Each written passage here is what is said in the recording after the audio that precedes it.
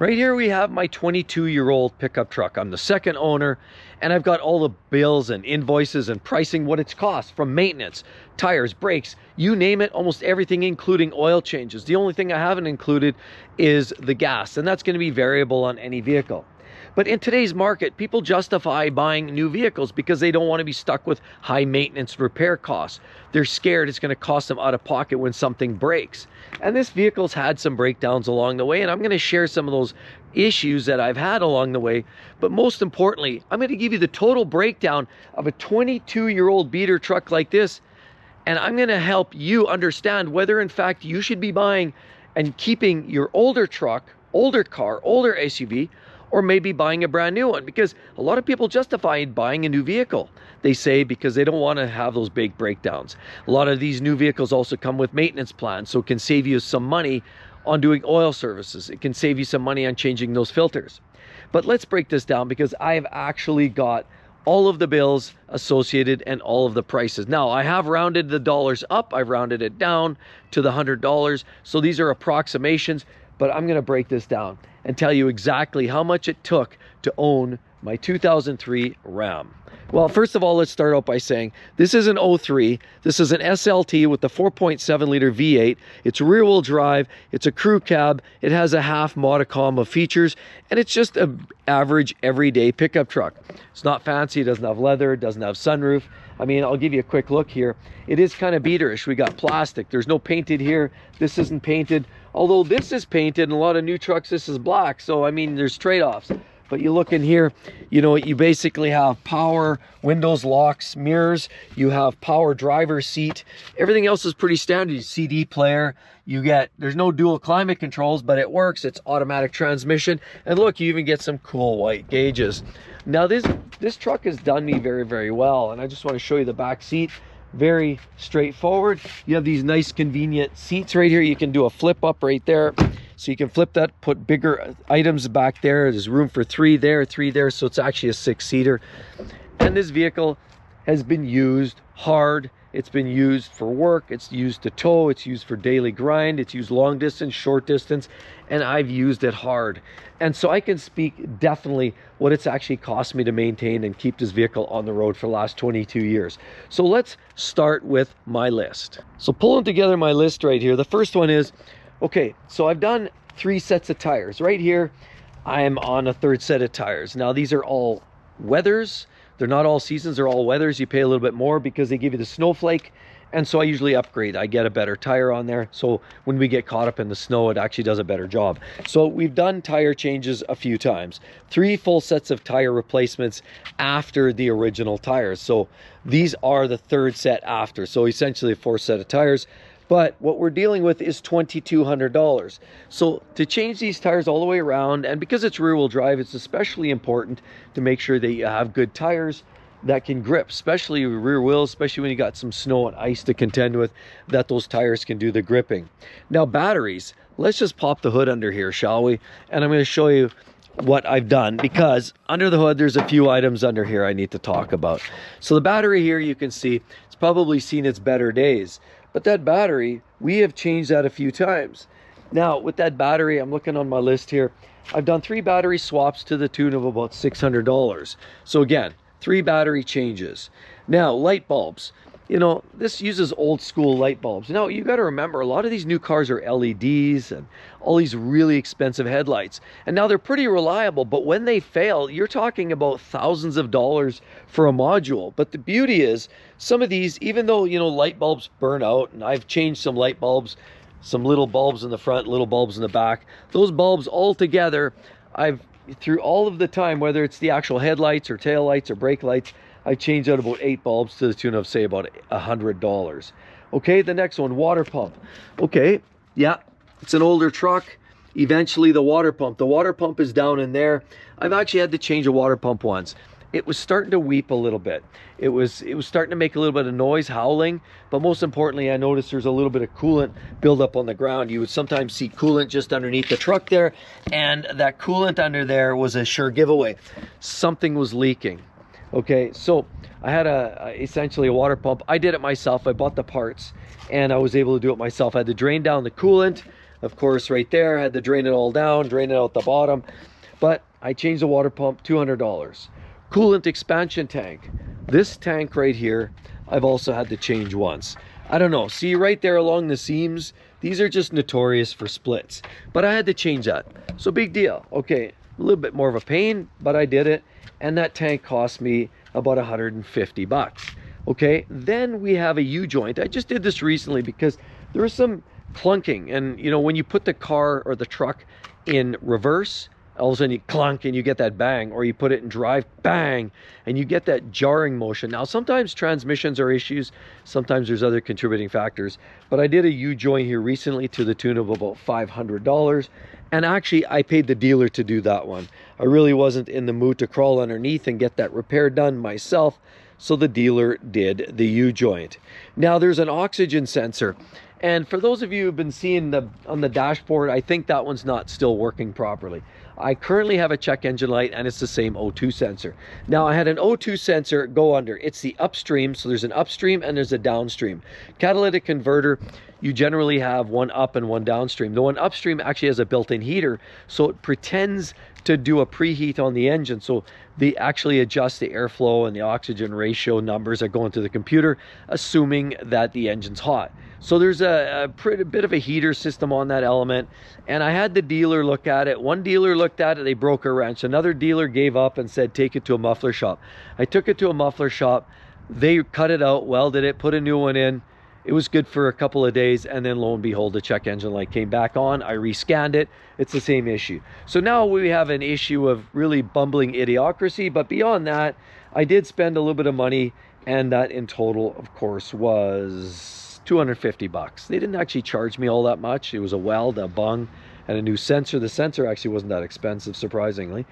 I also had to do a starter. Many moons ago, I was actually backing the truck into the lake, essentially backing the boat into the lake, and lo and behold, wouldn't you know, the starter stopped working. Now the starter was way under here. I had to get underneath there. It's attached to the starter and the Bendix attached to the transmission or the flywheel on the engine, of course. In the back of the engine, there's the flywheel, and that flywheel has teeth on it. And the Bendix turns that, or the starter turns that. Well, that starter stopped working. I had to kind of shake it and rattle it, give it a few bangs. I got it truck started again.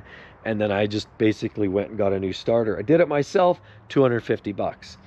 Wheel bearings. I did one wheel bearing on this truck. It was starting to make some noise. The front left wheel bearing went, and they're not cheap. It's a pretty robust wheel bearing, but that cost me $200, and I did it myself. Now that wasn't easy. The hub was seized on there like crazy. Anybody who knows these old Rams have done wheel bearings on the front of these trucks, they'll know it takes a lot of elbow grease, a lot of sledgehammering, and a lot of backbreaking effort. But I did it for 200 bucks. Oil and filter changes. Now, there's your oil filter filler. There's your dipstick, and I've done that numerous times, roughly every 5,000 kilometers. And I could say that it totals in the time I've got about 200,000 kilometers on the truck. So about $4,000 in oil and filter changes. Brakes, I've done twice. Basically, front brakes, back brakes. I've done the discs. I've done the rotors.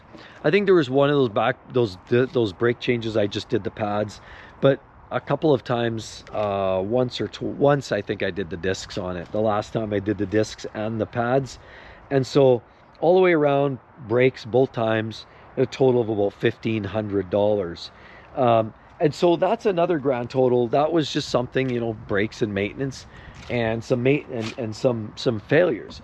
This radiator here as well too.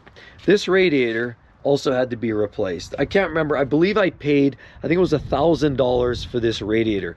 These end housings, they're plastic, and then they start to split. And what I ended up seeing was that bit of that chalkiness, that watery white chalky, that tends to, you start to see it down at the very bottom, and then you start to look and the fan blows it around, and then you'll know right away it's a giveaway that you've got some coolant leak. So that's what I had. This radiator was swapped out again. I believe parts, labor, coolant. I had a flush done and maybe changed the thermostat at that time. And we're talking about $1,000 to get that done at the dealer.